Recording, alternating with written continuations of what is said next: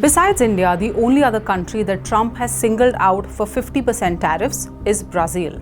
So, when Trump said this about President Lula at the United Nations General Assembly, many were taken by surprise. I was walking in and the leader of Brazil was walking out.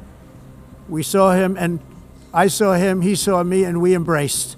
We didn't have much time to talk, like about 20 seconds. They were in retrospect, I'm glad I waited because this thing didn't work out too well. But we did talk, we had a good talk. The shift in President Donald Trump's tone wasn't just about a 20-second meeting with Brazil's president. It turns out one of Brazil's big industrialists was at work behind the scenes to try to soften Trump's stand against Brazil. The man in question is Joesley Batista, co-owner of the Brazilian meat-packing giant JBS. Reuters has reported that just weeks earlier, he held a private meeting with President Trump. Trump's warmer approach was on display during his speech at the United Nations, where he praised Lula despite recent tensions between the two leaders.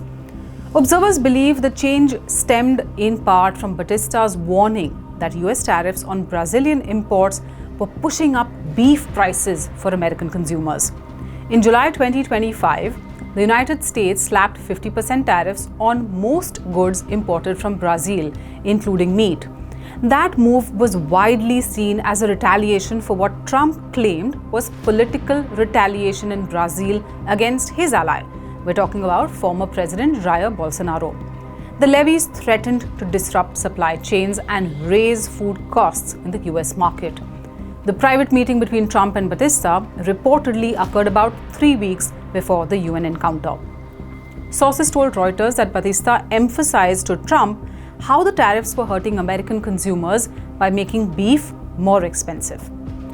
JBS, now publicly traded in the US, has a large stake in both Brazilian and US markets, making it vulnerable to White House policies.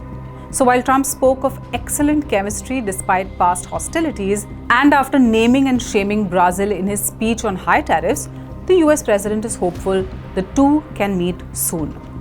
Lula quickly expressed openness to dialogue as well. He said what once seemed impossible stopped being impossible and actually happened.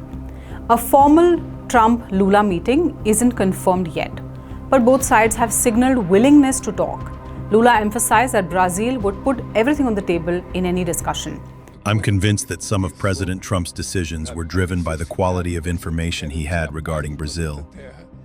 When he has the right information, I think he can easily change his position, just as Brazil can change its position. Analysts see the diplomatic softening as a pragmatic recalibration by Trump, an attempt to balance his hardline trade posture with the economic realities of higher consumer costs and pressure from influential global firms.